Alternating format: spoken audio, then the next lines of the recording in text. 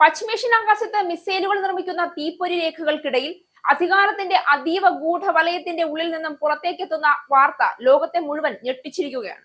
ഇറാന്റെ അധികാര കേന്ദ്രമായ ഖോം നഗരത്തിൽ ചികിത്സയിൽ കഴിയുന്ന രാജ്യത്തിന്റെ ഭാവി നയത്തെ നിർണ്ണയിക്കുന്നതായി കരുതപ്പെടുന്ന മുജ്തബ ഖമേനി അബോധാവസ്ഥയിലാണ് എന്ന റിപ്പോർട്ടുകൾ പുറത്തു വരുമ്പോൾ യുദ്ധഭൂമിയിലെ പടക്കുതിരകൾക്കൊപ്പം അധികാര വ്യവസ്ഥയും തകിടം മറിഞ്ഞുകൊണ്ടിരിക്കുകയാണോ എന്ന ആശങ്ക ശക്തമാവുകയാണ്. ഇറാനിലെ പുണ്യനഗരമായ ഖോമിൽ ചികിത്സയിൽ കഴിയുന്ന അദ്ദേഹത്തിന്റെ ആരോഗ്യനില ഗുരുതരമാണെന്നും ഇസ്രായേൽ ഇന്റലിജൻസ് വിവരങ്ങളെ ഉദ്ധരിച്ച് ദ ടൈംസ് ആണ് റിപ്പോർട്ട് ചെയ്തത്. ഇസ്രായേൽ ഇന്റലിജൻസ് വിവരങ്ങളുടെ അടിസ്ഥാനത്തിൽ സഖ്യകക്ഷികളുമായി പങ്കുവച്ച ഒരു നയതന്ത്ര കുറിപ്പിലാണ് മുജ്തബയുടെ ആരോഗ്യനിലയെക്കുറിച്ചും വിശദീകരിക്കുന്നത് എന്നതാണ് റിപ്പോർട്ട്. ഗുരുതരാവസ്ഥയിൽ ചികിത്സയിലായതിനാൽ പുതിയ പരമോന്നത നേതാവായി തിരഞ്ഞെടുത്തിട്ടും അദ്ദേഹത്തിന് തീരുമാനങ്ങൾ എടുക്കാൻ പോലും കഴിയാത്ത സ്ഥിതിയാണെന്നും റിപ്പോർട്ടിൽ പറയുന്നുണ്ട്. ഇറാനിലെ ഖോമിലാണ് മുജ്തബ ഖമേനി ചികിത്സയിൽ കഴിയുന്നതെന്നാണ് നയതന്ത്ര കുറിപ്പിൽ സൂചിപ്പിക്കുന്നത്.